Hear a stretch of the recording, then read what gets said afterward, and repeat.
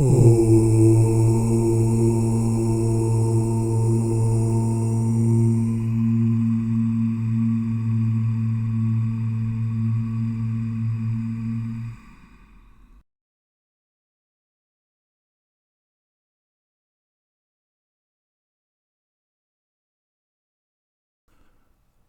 start with a short meditation to center and to arrive mentally.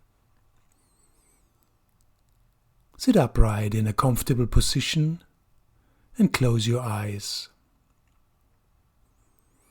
Keep your spine straight and your neck upright. Take a deep breath through the nose into your belly. Hold for a little while and breathe out through the open mouth. Put your attention on your breath.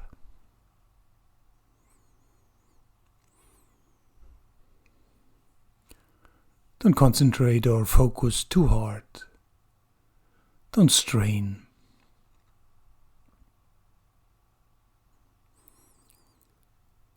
Just allow yourself to get calm and peaceful, to get out of your thoughts, to arrive mentally in the here and now.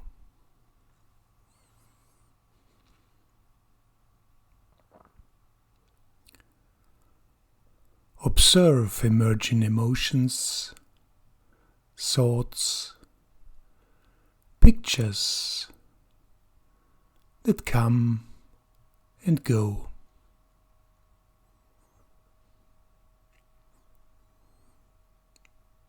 Don't try to suppress anything.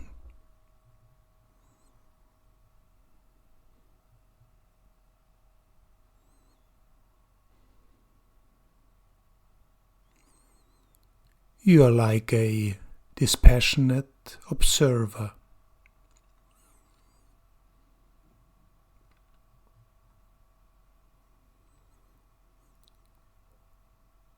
Just arrive in the here and now.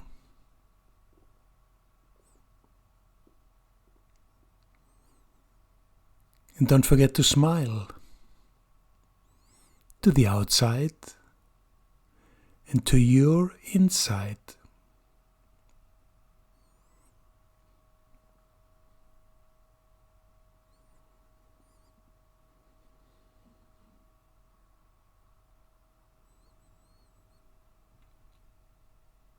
At the end, put your awareness back to your body and your environment. Open very slowly your eyes. Take your time. Satya, the second Yama in Patanjali's Yoga Sutras. Satya means truthfulness. Being truthful and consistent in thought, speech, and action. In Patanjali's Yoga Sutras 236, we can read, "One who is truthful experiences quick results of actions." Roy Eugene Davis wrote in his commentary on Satya, "Conforming our thoughts and actions to what we know to be true keeps our attention and our actions focused on useful goals and productive endeavors that are easily actualized. If you're not yet truth conscious, mental confusion, emotional conflict, and erratic behaviors may result." The second Yama, Satya, is a Sanskrit word meaning truth or truthfulness. What is actually true or the truth? Do our observations and our view of things correspond to the truth? And are our descriptions of them true? How can you determine whether information and news are based on facts and correspond to reality and truth? If certain aspects are taken out of context and turned into biased news, is it still true? Or when we think of science and research, which constantly present new discoveries, findings and explanations, do we speak of a status quo of truth and of a certain degree of truth at a certain point in time before that? Or does everything that came before automatically become untrue when new findings are gained? Or is there my truth or only the truth? Am I honest and authentic? Or do I pretend to be someone I'm not in order to impress others, for example? Am I being honest when I take details out of a larger context to try to cheer others up or diffuse a tense situation by making slight corrections or exaggerations? Must everything always be questioned to determine whether it is true? Admittedly, thinking through all these questions and applying them consistently in everyday life in order to be completely truthful would probably lead to the famous communication model of the three monkeys. Say nothing, hear nothing, see nothing, because we never can be completely truthful, can we? We live in an age of overwhelming information overload and increasingly influential and regulatory artificial intelligence in all areas of our society, as well as global, digitized social interaction with algorithms in the background that determine what information is accessible and how and to whom it is filtered and made available.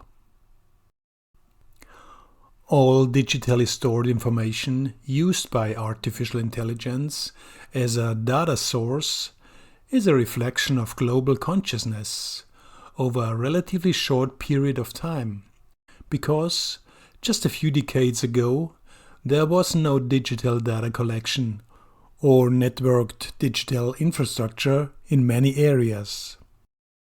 Just think about all the opinions, experiences and knowledge that have not been digitally recorded and are therefore not taken into account.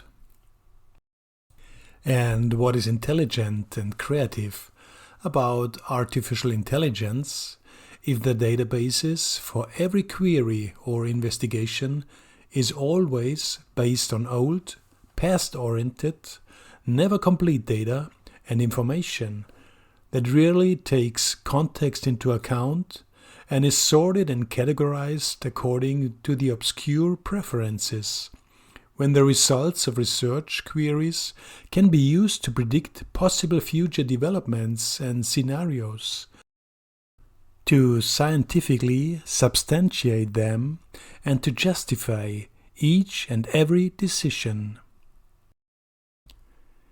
It seems to be crucial for everyone to be watchful and critical when evaluating information, to question whether a piece of news can really be true and what significance a piece of information may have for one's own life, especially when a strange gut feeling makes us a little uneasy. If any dramatic or even shocking news or information emerges, here is a method that can help you gain clarity about the information and to respond appropriately. At first, take a deep breath to ground yourself mentally in the here and now. Turn inward and observe all your thoughts and emotions that may arise. Maintain a detached composure instead of reacting immediately.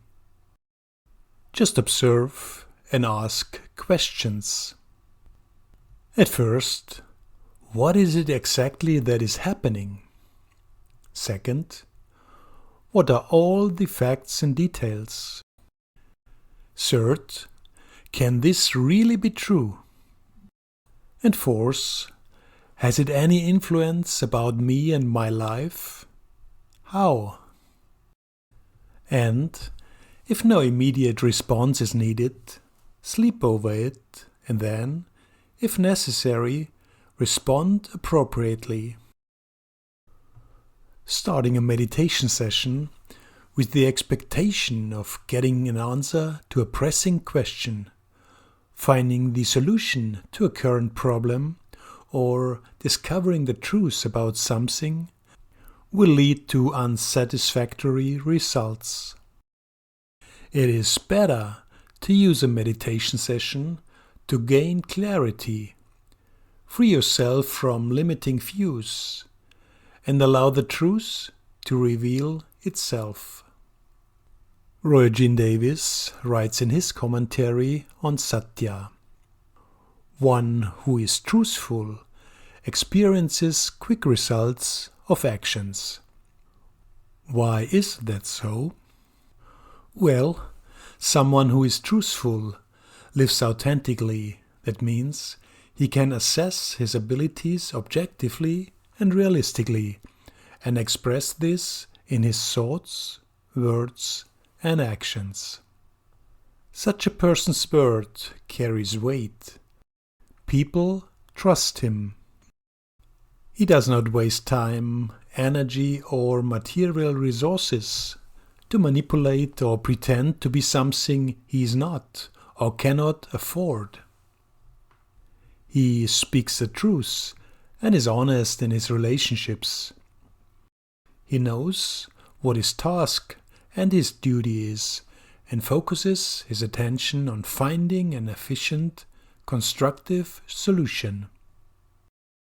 The following story is also known as the 3 thieves of Socrates. These 3 questions, thieves, are intended to help filter out true and important messages that really matter. One morning, as Socrates was on his way to the marketplace, a good friend came up to him in a great excitement. Before he had even reached him, he called out to Socrates, completely out of breath, "My dear Socrates, I am so glad I found you. I have something very important to tell you." Socrates looked at the man attentively and said, "My dear friend, before you tell me about this very important matter, tell me whether is it true." The man looked a little surprised, thought about it, and said, "I can't say, I only found out myself, but it's really very, very important." Socrates said, "So, you don't know if it's true. Then tell me if your news is good." The man, now breathing a little more calmly, said, "No, it's definitely not good. It's very bad news." "Well, it's not certain that your message is true, and it's not good either. Tell me, is it at least friendly?" No, the message is definitely not friendly," was the decisive reply. Socrates embraced his friend dearly, who had now completely calmed down, and said, "My dear friend, your news is neither true, nor good, nor friendly. Let's just forget about this news and not worry about it any more. Come on, let's spend a nice day at the market and focus on more pleasant things." The 3 thieves. Is it true? Is it good? Is it friendly? From an ancient Vedic hymn. I salute the Supreme Teacher, the Truth, whose nature is bliss, who is the giver of highest happiness, who is pure wisdom, who is beyond all qualities and infinite like the sky, who is beyond words, who is one and eternal, pure and still, who is beyond all change and phenomena, and who is the silent witness to all our thoughts and emotions. I salute Truth, the Supreme Teacher.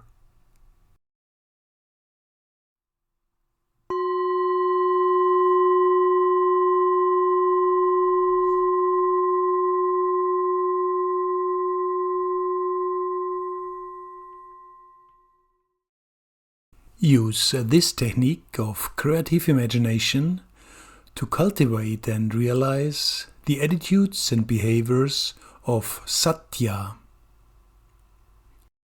Knowing that you are a spiritual being superior to your mind and to mundane circumstances, do the following.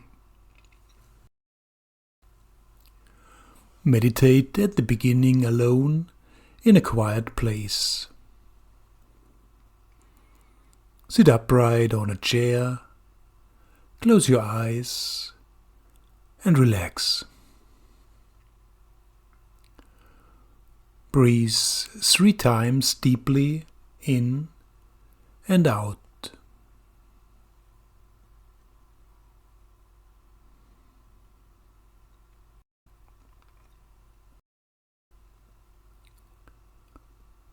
Concentrate on the area between the eyebrows and watch your breath.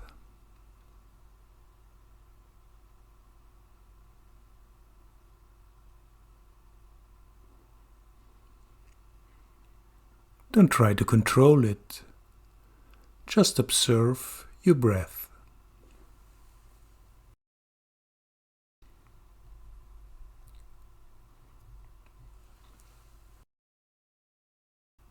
Just feel the cool air while inhaling and the warm air when exhaling.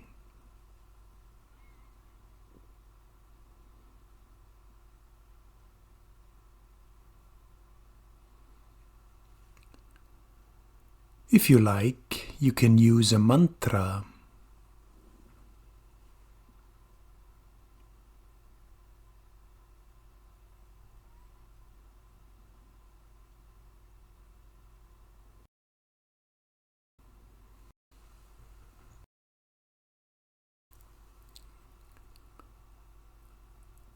When your mind is calm and your awareness is clear, vividly imagine that you are Satya, you are truthfulness, you are honesty.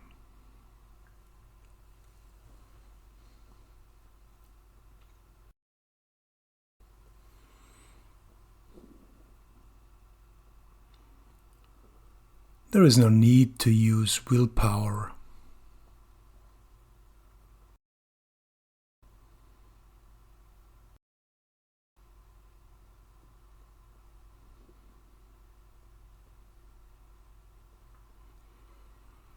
Remember Patanjali's Yoga Sutra about Satya.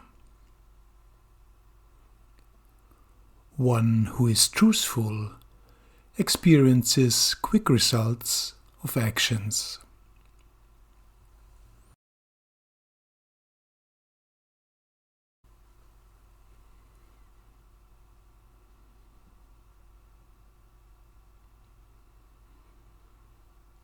Clearly see yourself as this person who is fully established in Satya, in truthfulness and honesty, and feel it at the deepest level of your being.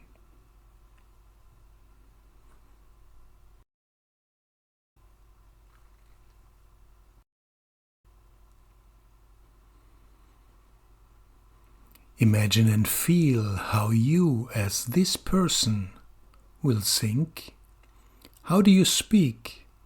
And how will you act?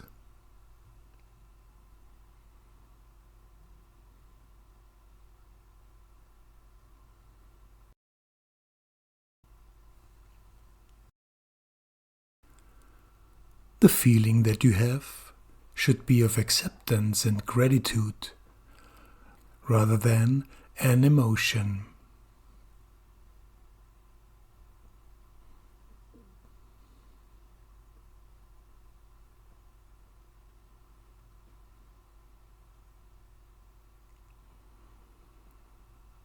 Rest for a while in that awareness and feeling of accomplishment of Satya.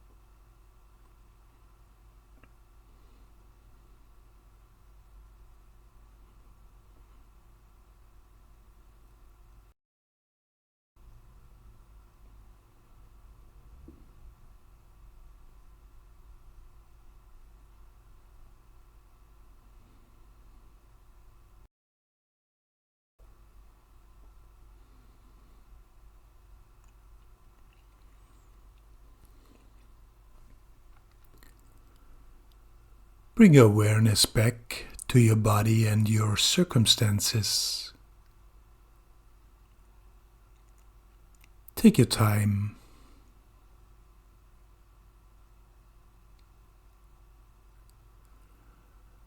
And open your eyes very, very slowly.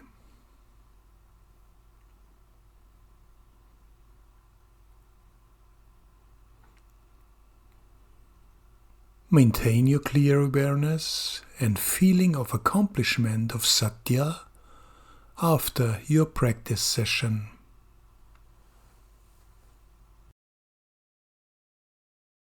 Oh.